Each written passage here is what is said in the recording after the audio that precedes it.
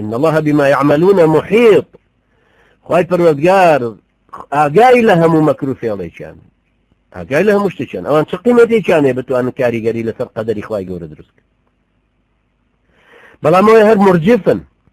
خوای گەورە کە باسی مرجفەکە یعنی ئەوانەی کە تابووری پێنجەمن، ئەوەی قسەی کافرەکان بڵاوکەن. مسلمانێکی بەزیوە لە ناخی خۆیان، مسلمانێکە خۆی ناتوانێت بە یاریزانێک و بچێتە ساحەی تۆپی پێوە، خۆی ناتوانێت جیهادەکە بکە، بەڵام زمانی نەترێ درێژ کردووە لەسەر ئەو مجاهیدە ڕەش و ڕوت و داماوانە کە لەم زمانی بێ ئەمانەیە دەستی داوەتە کلاشنکۆفێ بە پاتەیەکی نایلۆنەوە، بە پاتەیەکی پلاستیک، بە پێڵاوێکی لاستیکیەوە چۆتە مەیدانەوە بۆ ئەو تاغوتانەی ئەمریکا، بۆ ئەو بێبواوکانی کالیفۆرنیا و شەقاوەکانی شیکاغۆ کە هاتوون 670 مزگەوتیان ڕووخاندووە، لە 670 مزگەوتیان لە عێراقا ڕووخاندوو. ئەو تاغوتانەی هاتوون کافری محارب کە لەسەر قورئانەکەی خوا سەلیبەکەیان دروست کرد. ئەم ڕەش و ڕوتە چۆتە ئەوێەوە بە تاقی تەنیا بەو جورئەت و ئازایەتی و جوامێری و بلیمەتیەوە ڕۆیشتووە ڕوبەڕووی ئەو عیملاقانە بێتەوە. بە نەظەری ئەوان عیملاقە، بە نەظەری ئەهلی ئیسلام عیملاق نین.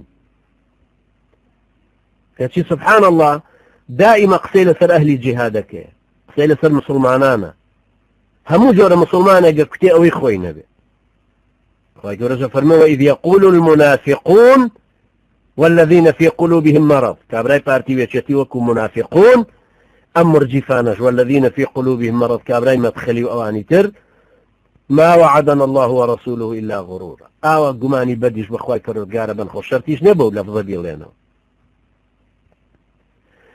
وقت الروجة كاتك روجي تنقانش دي هجوم ابو سر إسلام شو ڕۆژ ڕێگا لە مزگەوتە گرن، لە مسلمانە گرن، ئەم دینە پوچێتەوە، هجوومە کرێتە سەر ئیسلام لەو سایتەوە، لەم مجلەیەوە، لەو ڕۆژنامەوە، لەو تەلەڤیزیۆنەوە، بەڵام ئەمە پشتیان هەڵکردووە و ئەقوچێنن. لئن أخرجوا لا يخرجون معهم ولئن قوتلوا لا ينصرونهم ولئن قوتلوا لا ينصرونهم ولئن نصروهم ليولن الأدبار ثم لا ينصر. أرون لولا بيماني جدن والله مختك تيني أنبوهات بشت خلق نوان لوان زيات الراح